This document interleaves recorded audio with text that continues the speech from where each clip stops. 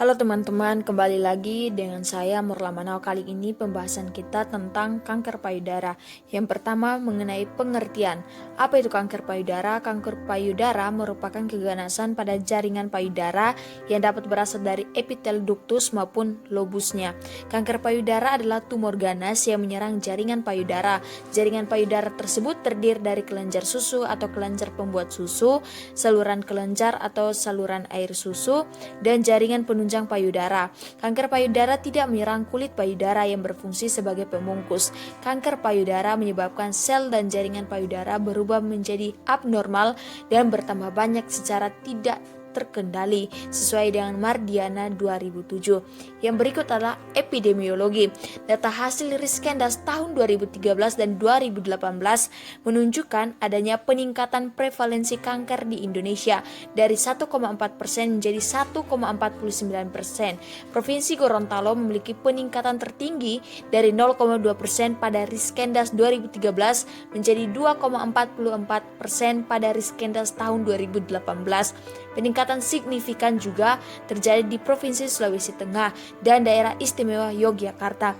Terdapat beberapa provinsi yang mengalami penurunan prevalensi yaitu Jambi, Bengkulu, Kalimantan Timur, Sulawesi Selatan, Maluku, dan Maluku Utara. Prevalensi kanker di Provinsi Daerah Istimewa Yogyakarta tergolong tinggi dibandingkan provinsi lainnya, yaitu sebesar 4,1% pada Riskendas 2013 dan menjadi 4,86% pada Riskendas tahun 2018. Prevalensi kanker yang dihasilkan dari data Riskendas diperoleh dari perhitungan jumlah responden yang pernah didiagnosa kanker oleh dokter terhadap total responder semua umur. Angka kesakitan kanker juga bisa dilihat berdasarkan faktor sosiodemografi seperti umur, jenis kelamin, pendidikan, pekerjaan, dan tempat tinggal. Nah, dari epidemiologi sekarang kita masuk ke faktor resiko. Faktor resiko yang erat kaitannya dengan peningkatan insiden kanker payudara antara lain yang pertama jenis kelamin, yaitu wanita dari usia di atas 50 tahun. Yang kedua riwayat keluarga dan genetik. Yang ketiga riwayat penyakit payudara sebelumnya. Dan yang keempat riwayat menstruasi dini. Yang kelima hormonal. Yang keenam obesitas. Yang ketujuh konsumsi alkohol. Yang kedelapan riwayat radiasi dinding dada. Yang kesembilan faktor lingkungan. Yang berikut adalah klasifikasi kanker payudara. Tumor adalah massa jaringan yang tidak normal. Menurut National Breast Cancer Foundation, terdapat dua tipe tumor payudara, yaitu yang pertama tumor jinak payudara. Nah, tumor jinak payudara adalah pertumbuhan sel yang tidak normal tetapi tidak menyebar keluar payudara dan tidak mengancam nyawa manusia. Namun, tumor jinak payudara dapat meningkat menjadi kanker sehingga tumor jinak payudara tetap patut diwaspadai. Ketika tumor didiagnosa sebagai tumor jinak, dokter selalu membiarkannya daripada mengangkatnya. Meskipun biasanya tumor ini tidak menyerang sekitar jaringan payudara, kadang tumor ini bisa tumbuh menekan organ dan menyebabkan luka dan masalah lain. Pada keadaan ini, tumor harus segera diangkat. Yang kedua adalah tumor ganas payudara. Nah, tumor ganas payudara adalah kumpulan sel kanker yang tumbuh dan dapat menyebar pada berbagai bagian tubuh. Tumor ganas berbahaya karena menyerang sekitar jaringan payudara. Ketika tumor dicurigai sebagai tumor ganas, maka dokter akan melakukan biopsi untuk mendiagnosa tumor. Yang berikut ada klasifikasi klinik. Klasifikasi klinik pada kanker payudara terbagi atas 4 bagian. Yang pertama adalah Steinthal 1, di mana kanker payudara sampai 2 cm besarnya dan tidak mempunyai anak sebar. Yang kedua, Steinthal 2, di mana kanker payudara 2 cm atau lebih dengan mempunyai anak sebar di kelenjar ketiak. Yang ketiga, Steinthal 3, di mana kanker payudara 2 cm atau lebih dengan anak sebar di kelenjar ketiak, infra dan supraklavikular atau infiltrasi ke fascia pectoralis atau ke kulit, atau kanker payudara yang memecah ke kulit. Yang keempat, Steinthal 4, di mana kanker payudara dengan metastasis jauh, misalnya ke tengkorak, tulang punggung, paru-paru, atau hati dan panggul. Yang berikut adalah stadium kanker payudara. Yang pertama itu adalah stadium 0. Stadium 0 digunakan untuk menggambarkan kanker payudara non-invasif atau karsinoma in situ. Artinya, sel kanker atau sel abnormal non-kanker belum berkembang serta belum menyebar ke jaringan sehat di dekatnya dan keluar payudara. Jenis kanker payudara yang sering terjadi pada stadium ini yaitu ductal carcinoma in situ atau DCIS. Selain itu, dua kemungkinan jenis karsinoma in situ lainnya yaitu LCIS atau karsinoma lobular in situ. Dan juga ada penyakit Paget atau penyakit pada puting susu. Karsinoma ductal in situ adalah jenis kanker yang sangat dini dan sangat bisa disembuhkan. Namun, jika tidak segera diobati, kanker bisa menyebar ke jaringan payudara di sekitarnya.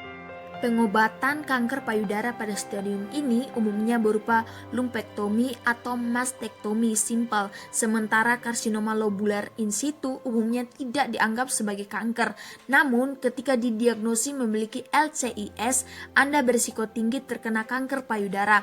Oleh karena itu, dokter biasanya akan merekomendasikan pemeriksaan kanker payudara rutin seperti mamografi. Yang berikut adalah stadium 1. Stadium 1 merupakan tahap paling awal dari kanker payudara yang berpotensi menyebar atau invasif. Pada tahap ini, ukuran tumor masih sangat kecil, di mana ukurannya kurang dari 2 cm dan belum menyebar ke kelenjar getah bening. Akan tetapi, sel kanker telah menyebar keluar lokasi asli dan merambat ke jaringan payudara sehat di sekitarnya. Tumor yang cenderung kecil pada tahap ini membuat kanker payudara masih cukup sulit dideteksi. Namun, melakukan deteksi dini dengan pemeriksaan payudara sendiri dan screening rutin sangat penting sehingga kemunculannya bisa didiagnosis lebih awal.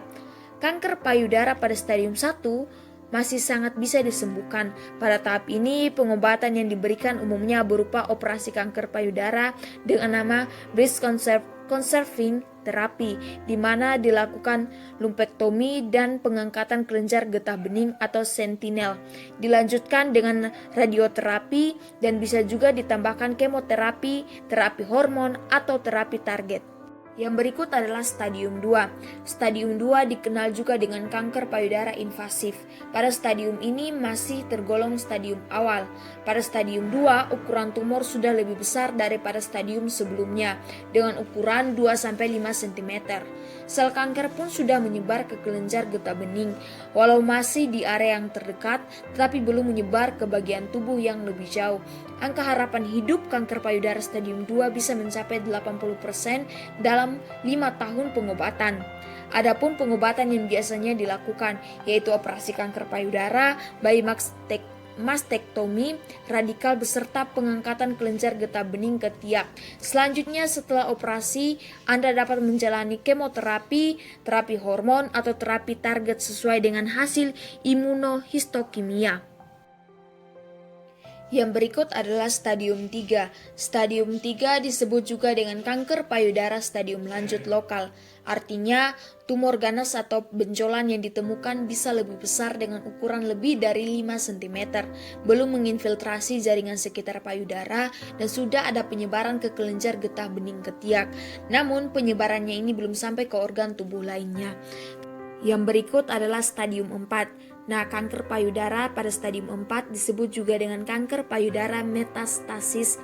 Sel kanker umumnya sudah berkembang cukup lama di payudara, sampai akhirnya bisa dikategorikan pada tahapan ini.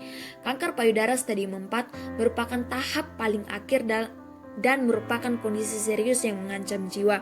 Pada stadium ini, kanker telah menyebar dari payudara dan kelenjar getah bening di sekitarnya ke organ tubuh lain, seperti paru-paru, kelenjar getah bening yang jauh dari payudara, kulit, tulang, hati, atau otak. Yang berikut adalah gejala kanker payudara. Terdapat beberapa perubahan abnormal yang merupakan gejala kanker payudara.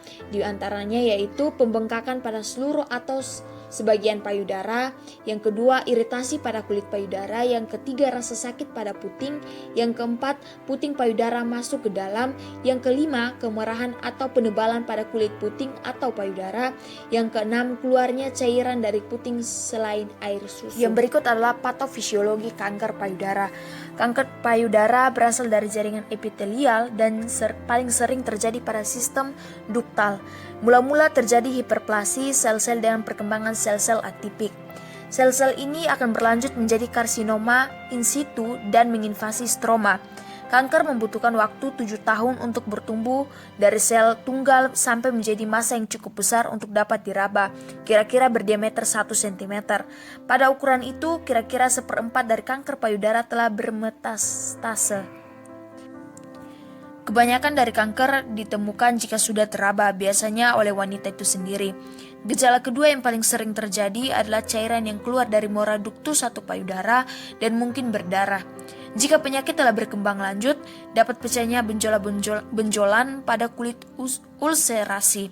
Nah, untuk melakukan bedah sendiri dapat mendatangkan stres karena terdapat ancaman terhadap tubuh, integritas, dan terhadap jiwa seseorang. Yang berikut adalah pencegahan kanker payudara dan kanker leher rahim.